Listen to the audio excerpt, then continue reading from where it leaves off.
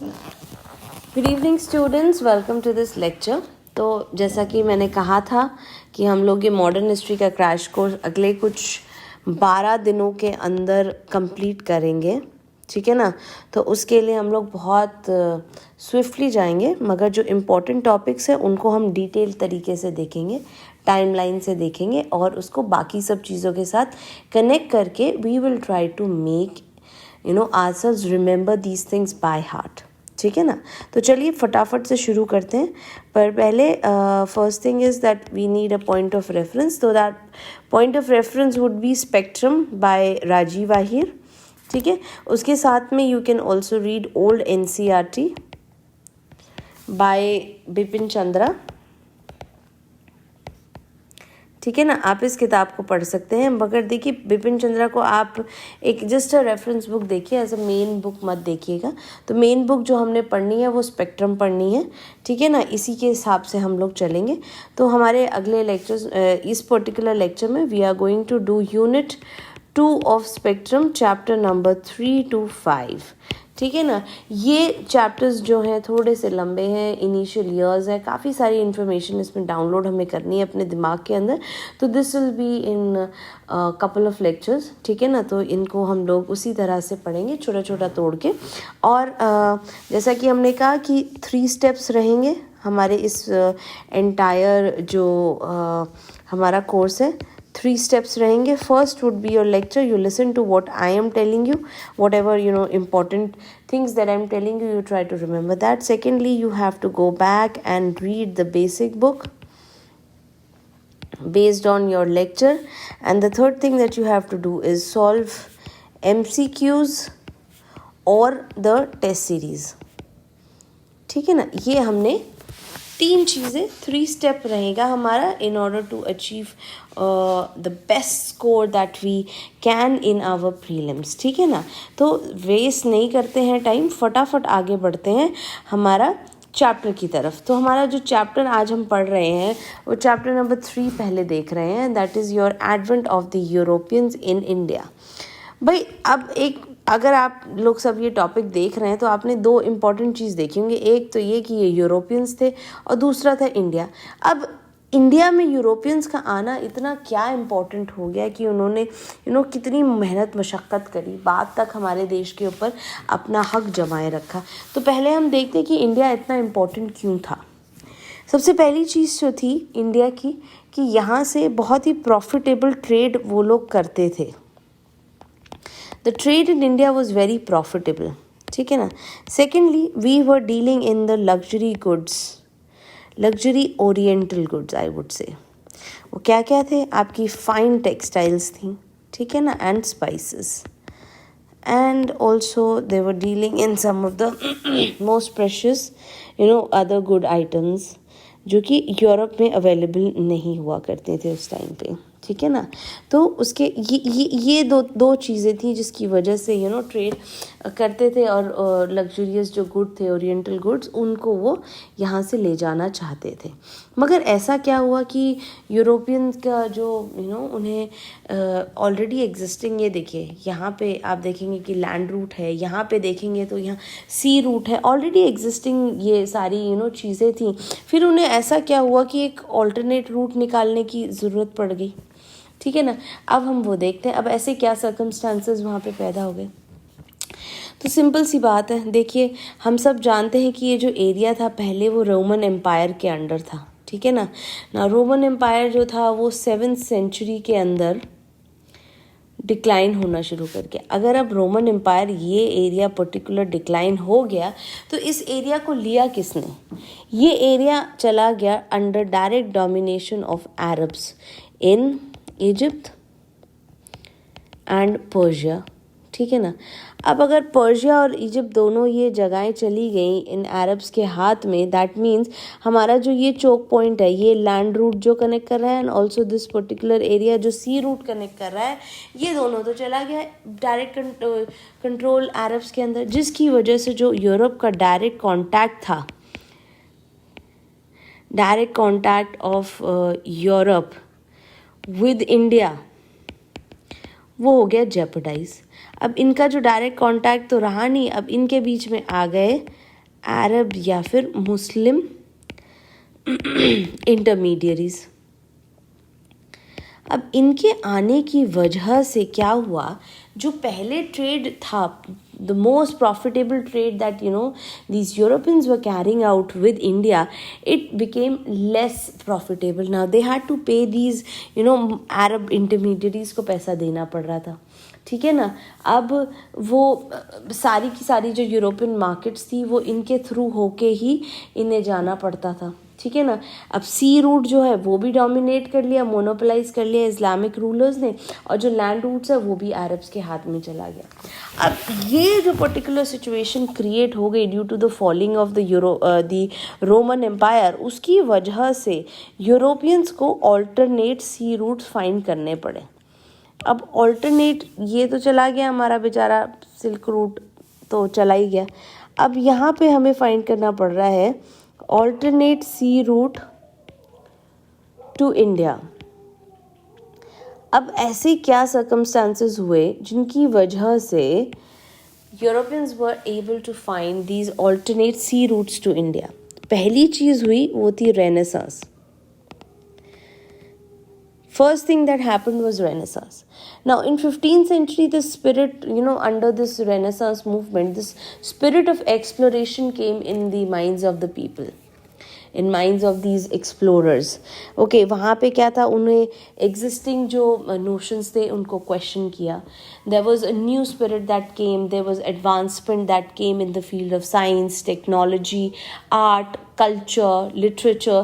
These things they started forming, the people, the philosophers, they started forming new type of theories, and new things they came up. So under that Renaissance movement, the spirit of exploration, it came in people, so they tried to explore new areas.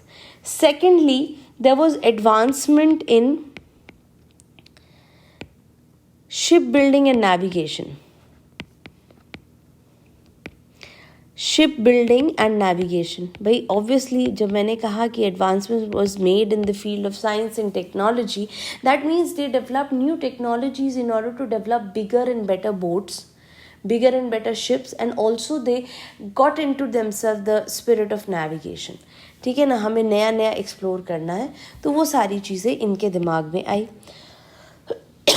उसके बाद जब renaissance आया था, तो जब scientific advancement हो रही है, नई टेक्नोलॉजी आ रही है, तो obviously if people are using these new things, this also led to economic development in Europe. Economic development की वजह से लग्जूरियस जो ओरिएंटल गुड्स थे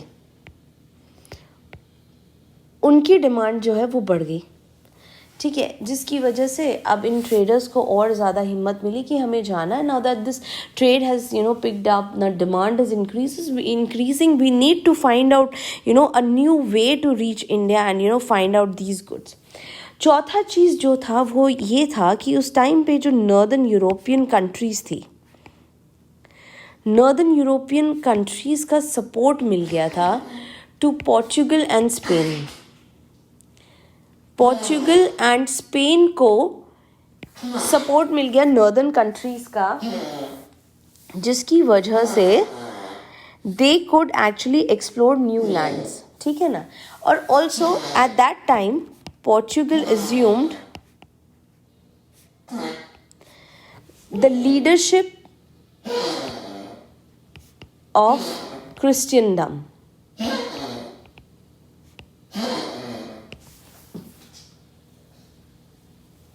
अब क्रिश्चियनडम का क्या लीडरशिप क्या एज्यूम किया कि इन्होंने अपने ऊपर एक जिम्मा उठा लिया, they are going to resist the spread of Islam,